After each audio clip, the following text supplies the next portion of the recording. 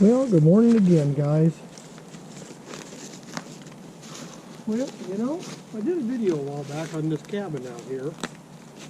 And I thought, I guess I didn't explain my story very well, but I was born and raised on a farm here in Oregon. My dad was what they called a general farmer.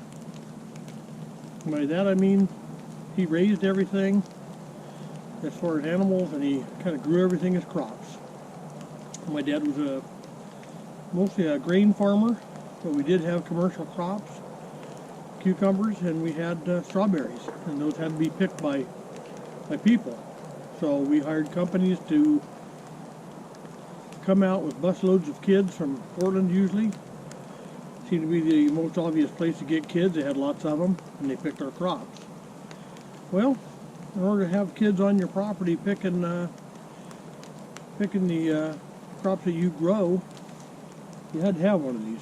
It was just a legal requirement back in the day, and that was in the 60s and 70s when my dad was farming.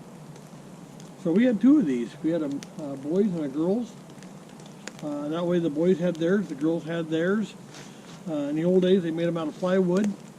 They could slap a couple of these things together in a day.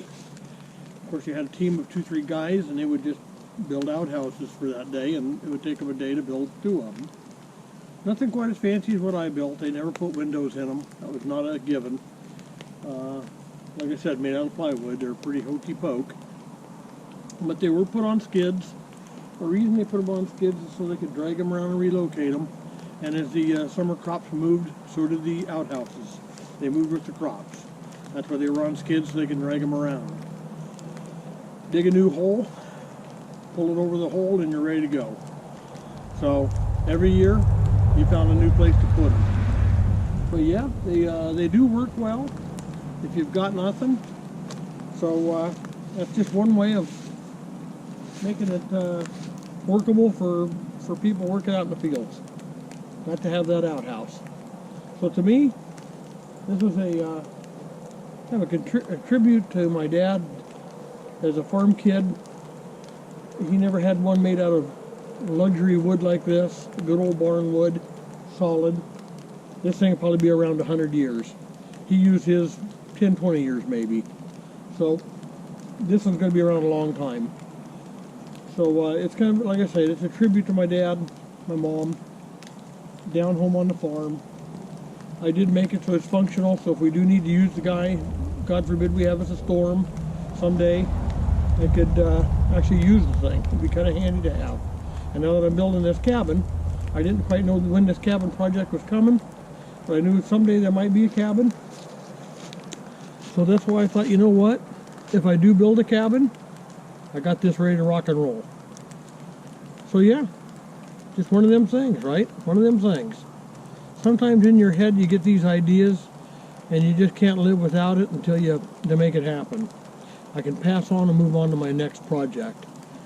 But the cabin was one I've thought about for the last 20 years, wanting to build one on my property. I know I got an acre of land here or better, so it's just nice to be able to put something up and have it on my property. It's going to be a very enjoyable thing. Looking forward to using it. Finally got tar paper on the roof. I started tar paper on the wall. I was getting her dried in. So you just kind of keep plugging away at her. So I'm glad you're following me. I'm enjoying everybody's company along the way. Like the comments I get. They've been very nice. So I'm glad that I got considerate people watching my my videos. So without further ado, guys, appreciate every one of you. Thank you for watching. And we'll see you on the next one, okay? Adios. Regan out.